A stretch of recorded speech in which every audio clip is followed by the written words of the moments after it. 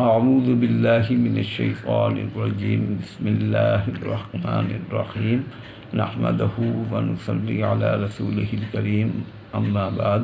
معزز حاضرین اور میری پیاری ماؤں اور بہنوں، پہلی جو ویڈیو میں نے آج آپ کے پاس پہنچ گئی ہوگی وہ قرآن پاک کی جو ترجمہ اور تفسیر کے سلسلے میں سورہ بقرہ کی کا سلسلہ چل رہا ہے، اور وہ اللہ تعالیٰ اس پہ عمل کرنے کی توفیق عطا فرمائے۔ اور آج میں یہ جو دوسری ہے اس میں مقصد اصلاح ہے کہ بندہ اپنی اصلاح کرے، توبہ کی ضرورت و برکت کے حوالے سے کہ آج کل توبہ کی کتنی ضرورت ہے۔ گناہ ٹھیک ہے انسان بشریت کے حوالے سے ہو جاتے ہیں، لیکن اب بندے کو چاہیے کہ جب اس میں ندامت ہو تو وہ فوراً توبہ کرے۔ اس سلسلے میں گزارشات کروں گا۔ اعوذ باللہ من الشیطان الرجیم بسم اللہ الرحمن الرحیم۔ اللہ تعالیٰ کا ارشاد ہے کہ الا من تاب وآمن وعمل عملا صالحا فاولئک یبدل اللہ سیئاتہم حسنات۔ الفرقان 70 نمبر اس کا حوالہ ہے۔ اس کا ترجمہ ہے، سوائے اس کے جس نے توبہ کی اور ایمان لایا اور نیک عمل کیے تو یہ وہ لوگ ہیں جن کی برائیوں کو اللہ تعالیٰ نیکیوں سے بدل دے گا۔ برائیوں کو نیکیوں سے بدلنا توبہ کے ذریعے علماء کرام کی نظر میں مختلف معنی اور مطلب بیان کیے گئے ہیں، وہ آپ سے شیئر کروں گا۔ پہلا معنی ہے حضرت حاجی امداد اللہ مہاجر مکی رحمۃ اللہ تعالی اس کے یہ معنی بیان کرتے ہیں کہ جو عبادتیں گناہ کہلانے کے قابل ہیں، توبہ کی برکت سے اللہ تعالیٰ ان کو یہ عبادت میں داخل کر لیتا ہے۔ دوسرا معنی، قیامت میں اللہ تعالیٰ نیک مومنوں کو اپنے قریب بلائیں گے اور فرمائیں گے کہ یہ گناہ کیا تھا، یہ گناہ کیا تھا۔ وہ کہے گا ہاں یہ ہاں کیا تھا، تو اللہ تعالیٰ فرمائیں گے چلو ہم نے گناہوں کے بدلے نیکیاں لکھ دیں۔ مقصد یہ کہ اس نے اپنی غلطی کو ایڈمٹ کیا۔ مسلم کی یہ حدیث ہے 190۔ اس کا مطلب یہ ہوا کہ توبہ ایسی چیز ہے کہ گناہوں کو نیکی بنا دیتی ہے۔ تیسرا جو اس کا معنی ہے، اللہ تعالیٰ توبہ کی برکت سے ملائکہ سیئات کو ملائکہ حسنات سے بدل دیں گے۔ یہ روح المعانی اس کا حوالہ ہے 145/14۔ ملکہ کہتے ہیں پختہ عادت کو، یعنی پہلی خواہش تھی کہ یہ گناہ بھی کر لوں، یہ گناہ بھی کر لوں، یعنی گناہوں کا ملکہ تھا، لیکن اب یہ خواہش پیدا ہو گئی کہ یہ نیکی بھی کر لوں، یہ نیکی بھی کر لوں۔ توبہ ایسی اعلیٰ چیز ہے کہ اس کی برکت سے گناہوں کی عادت نیکی کی عادت سے بدل جاتی ہے۔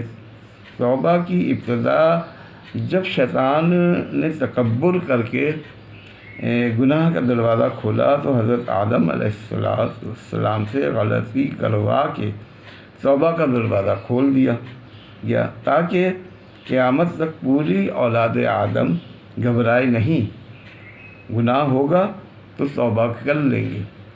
حدیث پاک میں ارشاد ہے کہ التائب من الذنب کمن لا ذنب لہ، کہ گناہوں سے توبہ کرنے والا اس شخص کی طرح ہے جس نے گناہ کیا ہی نہ ہو۔ ابن ماجہ کی حدیث ہے جس کا حوالہ ہے 4250، یعنی 4250۔ آدمی جس گناہ سے توبہ کر لیتا ہے اس کا وہ گناہ اس کے نامہ اعمال سے حتیٰ کہ فرشتوں کے ذہنوں سے بھی مٹا دیا جاتا ہے۔ احادیث مختارات من الصحیحین کا حوالہ ہے اپنا 79/179-1 نبی کریم صلی اللہ تعالی علیہ وسلم کثرت سے توبہ کیا کرتے تھے۔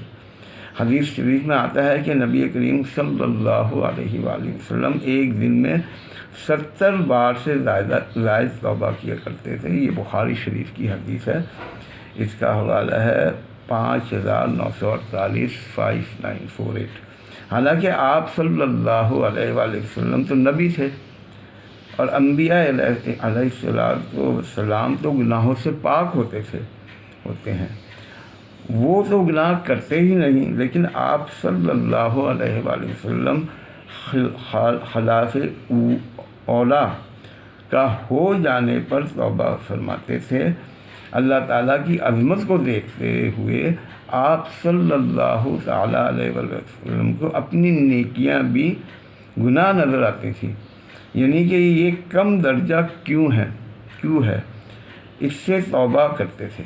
تو نبی پاک صلی اللہ علیہ وآلہ وسلم کے توبہ کرنے کی یہ وجہ تھی کیونکہ نبی سے حقیقی گناہ نہیں ہوتا۔ تو توبہ یہ اتنی بڑی چیز ہے کہ اس کی برکت سے گناہ معاف ہو جاتے ہیں۔ یہ انہوں نے جو اس کی تعلیم دی یہ امت کو دی ہے، اور اس توبہ ہی کی برکت سے گناہ نیکیوں سے بدل جاتی ہے۔ اللہ تعالی ہمیں عمل کی توفیق عطا فرمائے، آمین۔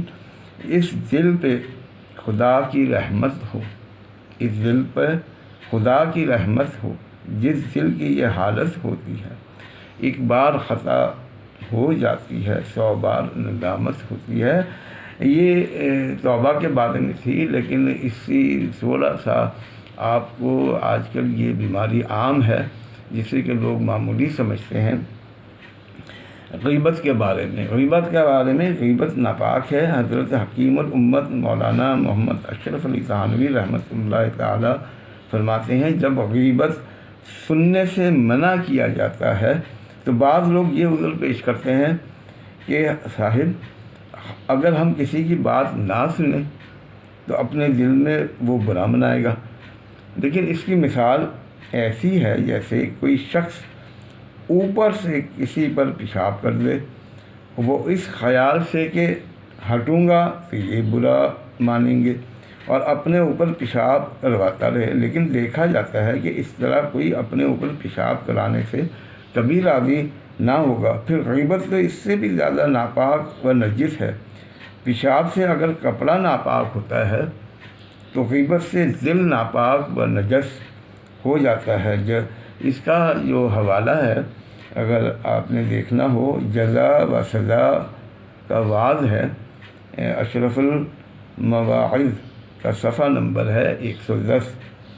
اللہ تعالی اپنے کو اور ہم سب کو ہمیں عمل کی توفیق عطا فرمائے۔ آخر میں مال کی حفاظت، بیماریوں اور مصائب کا علاج کا ایک چھوٹا سا نسخہ آپ کو پیش کرتا ہوں۔ جب نبی کریم صلی اللہ علیہ وآلہ وسلم نے فرمایا اپنے مالوں کو محفوظ کر لو زکوٰۃ کے ذریعے، اور نمبر 2 اپنے بیماروں کا علاج کرو صدقے کے ذریعے، نمبر 3 مصائب کے طوفان کا استقبال کرو دعا اور اللہ تعالیٰ کے آگے گڑ گڑانے کے ذریعے۔ اللہ تعالیٰ کی محبت سچی ہو تو ان کے ناراض ہونے کی فکر زیادہ ہوتی ہے۔ اللہ پاک مجھے، میرے اہل خانہ کو اور سب کو عمل کرنے کی توفیق عطا فرمائے، اور اس کی برکت سے ہمارے جتنے امت محمدیہ کے لوگ اس دنیا سے چلے گئے ہیں ان کی سال ثواب کے پیش کرتا ہوں۔ خصوصاً میں اپنے والد صاحب مرحوم اور اپنی جو میرے عزیز و قریب ہیں محمد یاسین امان اور ان کی زوجہ جو دنیا سے چلے گئے ہیں، اور تمام عزیز و قریب، جزاکم اللہ۔ السلام علیکم ورحمۃ اللہ وبرکاتہ۔